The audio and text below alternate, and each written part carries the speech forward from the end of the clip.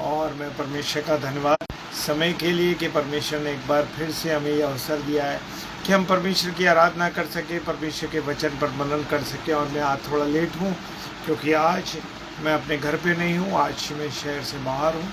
और मैं परमेश्वर का धन्यवाद देता हूँ, लेकिन परमेश्वर हमें अवसर देता है कि हम उसकी आराधना करें, उसकी महिमा करें, उसको गुणान्वाद करें। आइए हम प्रार्थना करें। सर्वशक्तिमान पिता परमेश्वर, आपको धन्यवाद देते हैं आपकी उपस्थिति के लिए, आपकी दया के लिए, आपकी करुणा के लिए और आपके प्रेम के लिए जो आपने हमें दिया है प्रभु। इसके लिए हम तेरा धन्यवाद करते हैं प्रभु। तेरी दया दृष्टि करुणा हमारे साथ रहे, प्रत्येक बाल की सुरक्षाओं के लिए, प्रत्येक पल की आशीषों के लिए, बरकतों के लिए तेरा धन्यवाद प्रभु। अब तक संभाला मेरे पिता, तेरा धन्यवाद करते हैं पिता परमेश्वर के सम्मुख यीशु के नाम से पवित्र आत्मा की अगुवाई में इस प्रार्थना को मांग लेते हैं। आमीन, आमीन और आमीन। Praise the Lord.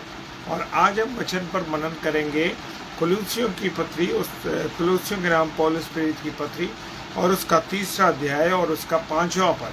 और यहाँ पर मेरे प्रियो जो वचन हमें बताता है पुराने और नए जन्म के बारे में।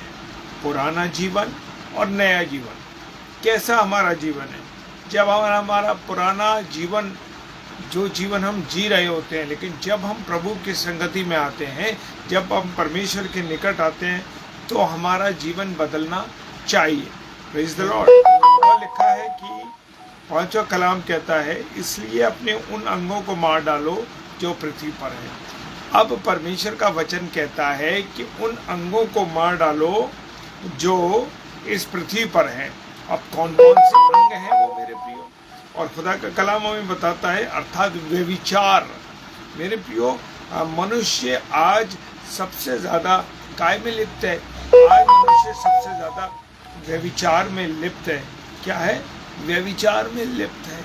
उसकी जिंदगी व्यभिचार में कट रही है। मेरे प्रियो, हम कहते हैं कि हमने नहीं किया, लेकिन कारण मैं बताना चाहता हूँ कि कभी कभी हम मन में विचार कर लेते हैं, कभी हम आंखों से देखकर विचार सोचते हैं, और जब हम अपने जीवन से सोचते हैं तो हम इस व्यभिचार में आज लिप्त है मनुष्य, और व्यभिचार कर रहा है। मेरे प्रियो, आज रिश्तों को मनुष्य ने तार तार करके फेंक दिया है। अशुद्धता, आज मनुष्यों के जीवन में क्या अशुद्धता है। आज मनुष्य का जो जीवन है वो शुद्ध जीवन नहीं है, वो जीवन अशुद्धता के साथ अपने जीवन को काट रहे हैं। Praise the Lord. और वो कहता है दुष्कामना, बुरी लालसा, लोभ जो मूर्ति पूजा के बराबर है। मेरे प्रियो, आज मनुष्य की दुष्कामना है मनुष्य के अंदर, और बुरी लालसा है, लोभ है। और लोभ किसके समान है? मूर्ति पूजा के समान।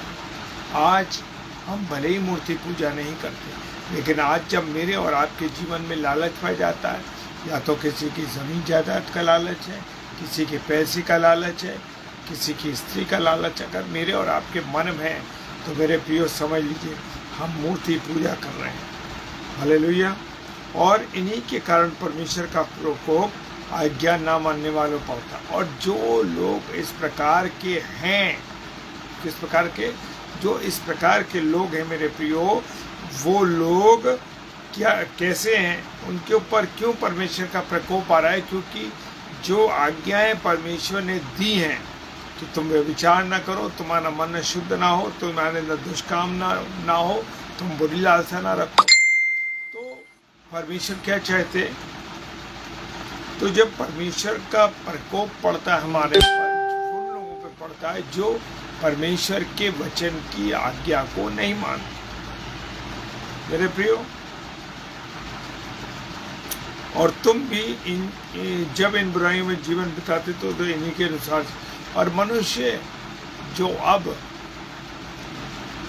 वो कहता है इन बुराइयों में, मनुष्य आज इन बुराइयों में अपने जीवन को अगर व्यतीत करता है, तो मेरे प्रियो वो अपने जीवन को देखे, जांचे और परखे कि क्या वो इन बातों पर चल रहा है।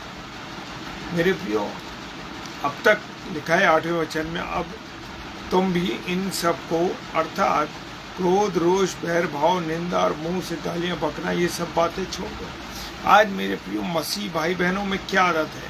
हम देखते हैं वो क्रोध करते हैं, वो उनके अंदर बैर भाव है। आज मसीहों में सबसे ज़्यादा बैर भाव है मेरे प्रिय। और लिखा है निंदा करना और मुंह से गालियाँ पड़ना। मैं जानता हूँ कि हमारे बहुत से भाई बहन बात बात पर गालियाँ पकते हैं, और परमेश्वर का वचन कहता है प्रकाशित वाक्य 8 अध्याय और उसका 22 अध्याय उसका 8वां पद कहता है कि गाली देने वाले, व्यभिचारी, कुत्ते, टोना टोटका करने वाले, ये क्या, ये स्वर्ग के राज्य के अधिकारी है ही नहीं। हालेलुया। और लिखा है कि तुम एक दूसरे से झूठ बोलना छोड़कर सच बोलो, और जो तुम्हारा पुराना मनुष्यत्व है, यानी गंदी बातों का, बुरी बातों का, बुरे कामों का अगर जो मनुष्यत्व है, इस मनुष्यत्व को क्या करो, तुम त्याग दो और नए वस्त्र धारो। मेरे प्रिय, जब हम नए वस्त्र धारण करते हैं, जब हम नए कपड़े पहनते हैं, तो हमारा शरीर सुंदर दिखाई देता है।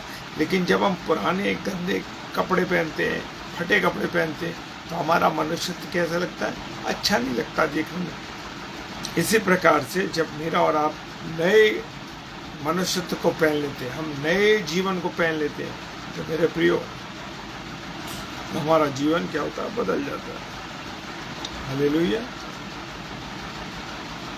इसलिए परमेश्वर कह रहे हैं जो परमेश्वर के चुने हुए लोग, अभिषिक्त लोग हैं, वो क्या हैं, वो पवित्र हैं और प्रिय हैं और बड़ी करुणा और भलाई और दीनता और नम्रता और सहनशीलता धारण करें। ऐसे लोग कैसे होने चाहिए, इन चीज़ों को धारण करने वाले होने चाहिए। और 20वां पद कहता है 3 अध्याय का कि अपने हे बालकों सब बातों में अपने माता पिता की आज्ञा का पालन करो और प्रभु को पसंद। जब मैं और आप अपने माता पिता की आज्ञाओं को मानते हैं, उसके अनुसार चलते हैं, तो मेरे प्रिय परमेश्वर का कलाम कहता है, वो कहता है कि हम प्रभु को प्रसन्न करते हैं। हम किसको प्रसन्न करते हैं, प्रभु को पसंद करते हैं। तो मेरे प्रियो, मुझे और आपको किसी व्यक्ति को खुश नहीं करना, बल्कि हमें परमेश्वर को प्रसन्न करना है। मेरे प्रियो, मुझे और आपको नए जीवन जीने का अवसर है कि मैं और आप क्या जीवन जिए, नया जीवन जिए। प्रभु आप सबको बहुत आशीष और बरकत दे। Praise the Lord.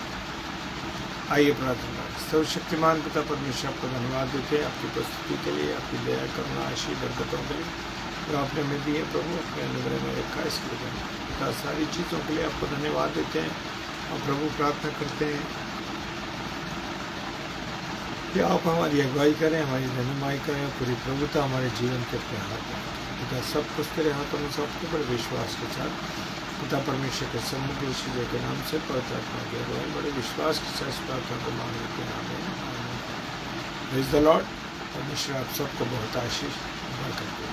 जय मसीह।